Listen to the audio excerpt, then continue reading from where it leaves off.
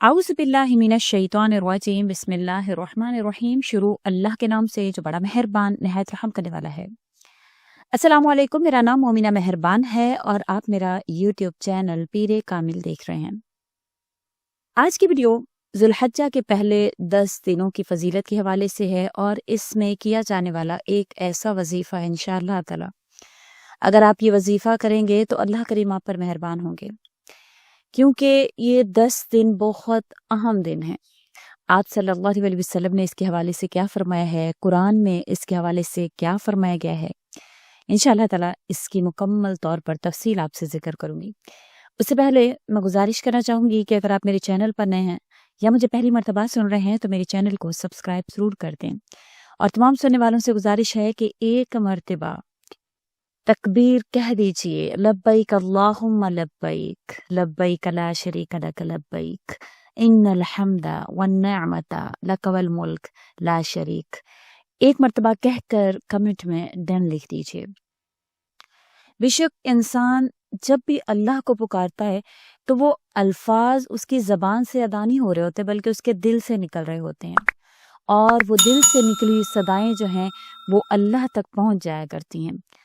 आइए आज हम जानेंगे इन दिनों के बारे में जिन्हें खुद अल्लाह ताला ने कुरान करीम में कसम खाकर बयान फरमाया।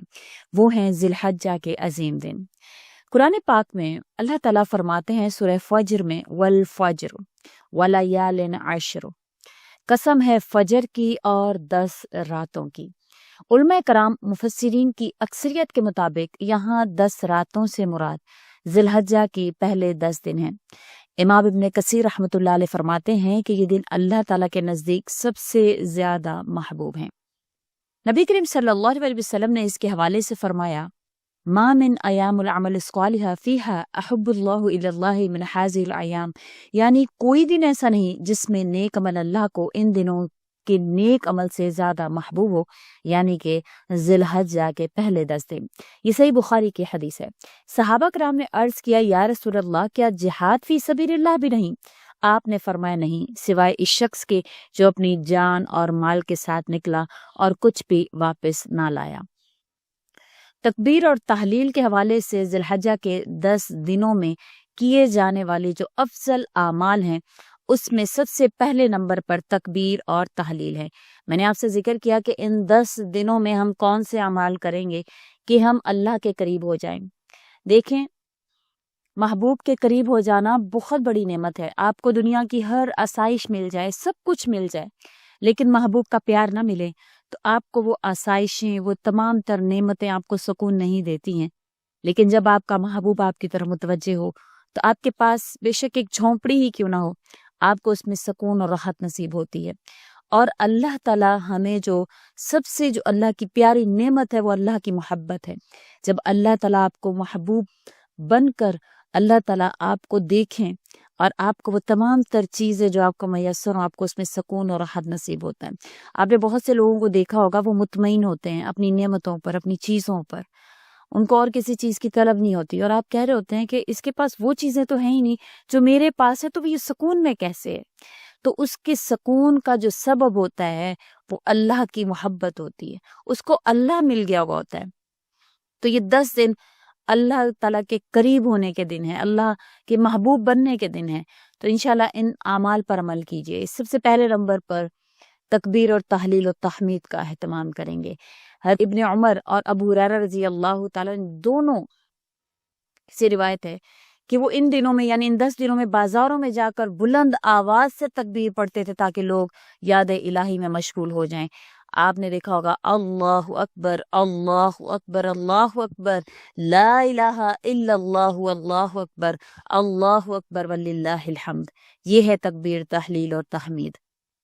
अब उसके अलावा दूसरे नंबर पर इन 10 दिनों में रोज़ों का एहतमाम किया जाएगा। रसूलुल्लाह सल्लल्लाहु अलैहि वसल्लम ने फरमाया है कि ज़िलहज्जा के हर दिन का रोज़ा 1 साल के रोज़ों के बराबर है, और अरफा यानी 9 ज़िलहज्जा का रोज़ा 2 साल के गुनाहों का कफ़ारा है। इस तीसरे नंबर पर हम लोग आम दिनों में तो इतना एहतमाम नहीं करते हैं सदका खैरात का, नवाफिल का, इबादात का, लेकिन इन दिनों में आपने नमाज का भी एहतमाम करना है, तिलावत कुरान पाक का अहतमाम करना है, सदका खैरात जितना हो सके उतना करना है, और नफली इबादत भी आपने इन दिनों करनी है, क्योंकि इन दिनों में हर अमल का अजर कई गुना बढ़ा दिया जाता है। उसके अलावा आप जानते हैं कि कुर्बानी करने का हुक्म इसी 10 दिनों में, यानी कि 10 ज़िलहज्जा को होती है कुर्बानी। हज़रत आयशा सिद्दीक़ा रज़ी अल्लाह तआला से रिवायत है कि नबी करीम सल्लल्लाहु अलैहि वसल्लम ने फरमाया है, कुर्बानी का जानवर क़यामत के दिन अपने सींगों, बालों, खुरों समेत आएगा, और कुर्बानी अल्लाह के यहाँ कबूल होती है कबल इसके कि खून ज़मीन पर गिरे। तो बेशक ये दिन बहुत ज़्यादा अहमियत के हामिल हैं। इन 10 दिनों में अपने आप को, अपने नफ्स को, अपनी ख्वाहिशात को, हराम को, इन चीज़ों को भी आपने साथ में कुर्बान करना है। सिर्फ और सिर्फ अल्लाह के नाम पर जानवर को कुर्बान कर देना कुर्बानी नहीं होता है।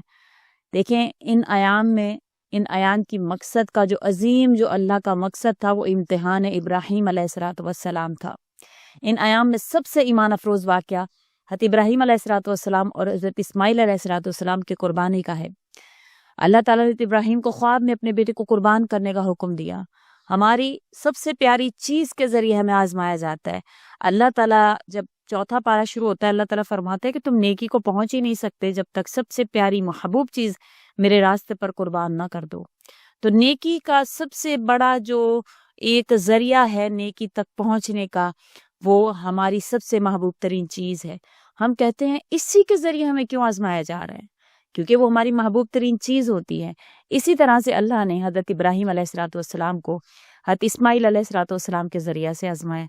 ख्वाब आया कि बेटे को कुर्बान कर रहे हैं।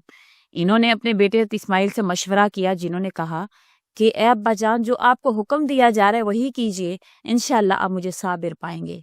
सूरह स्वाफात 102 आयत नंबर में इसको बयान किया जाता है। जब हज़रत इब्राहीम अलैहिस्सलाम ने चाकू चलाया तो अल्लाह ताला ने इस्माईल की जगह जन्नत का एक मेंढा भेज दिया।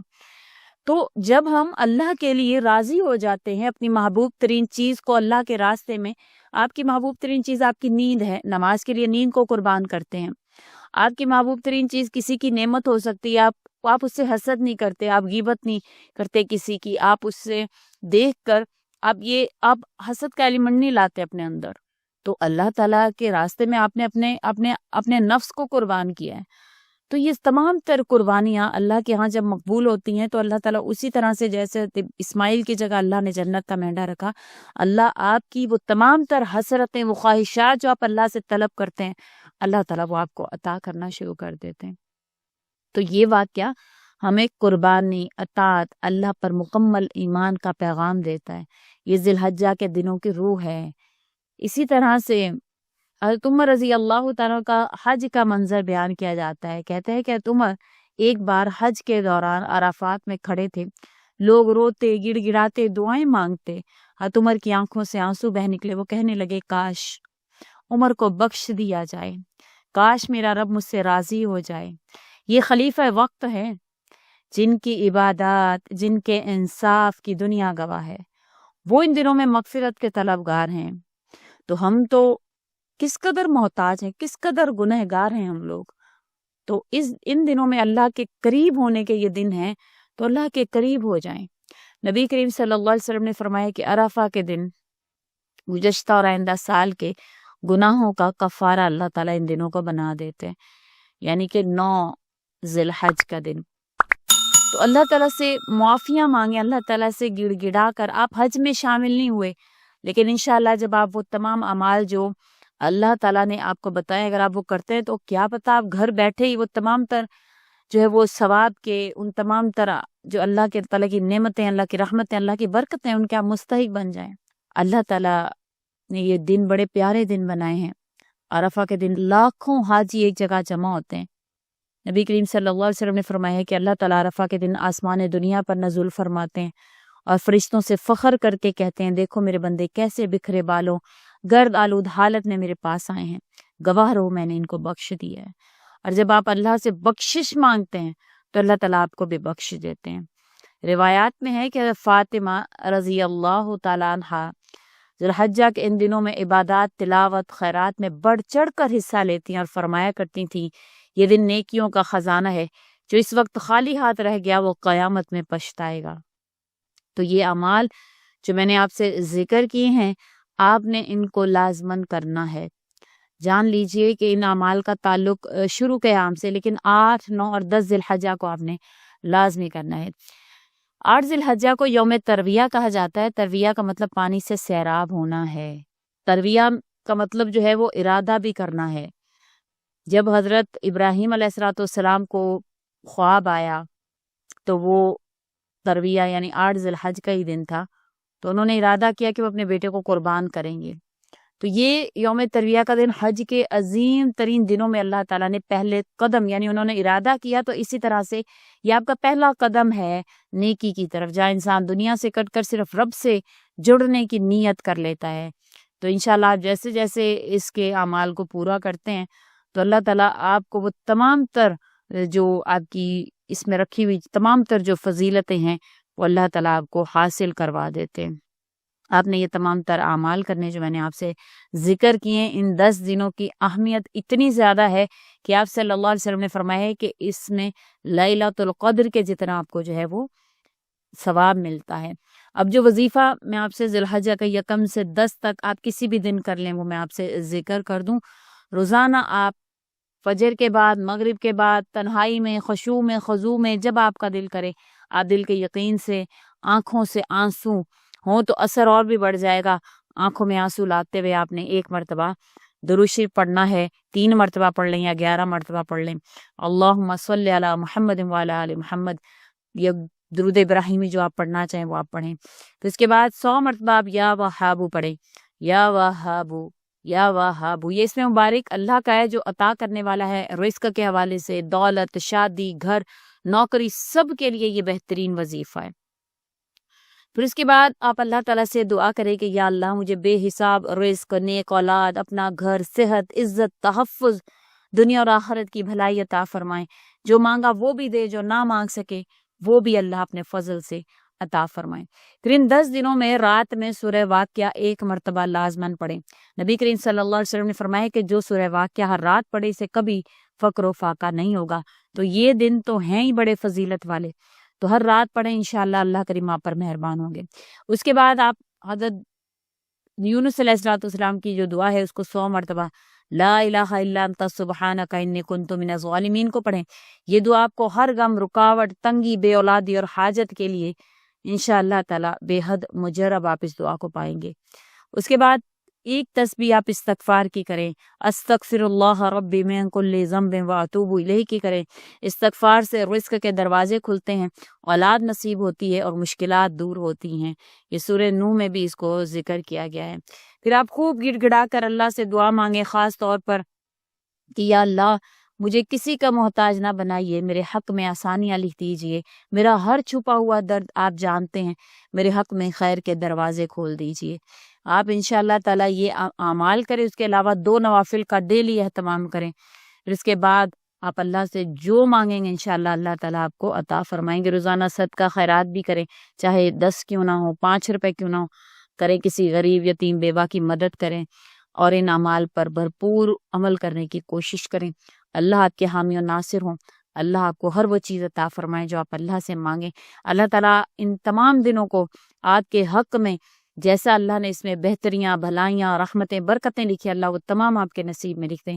آمین۔ تمام سننے والوں سے گزارش ہے کہ کمنٹ میں آمین لکھ دیا کریں۔ اللہ کریم آپ پر مہربان ہو۔ اسی کے ساتھ اجازت چاہوں گی، وآخر الدعوانا ان الحمد للہ رب العالمین۔ اللہ حافظ۔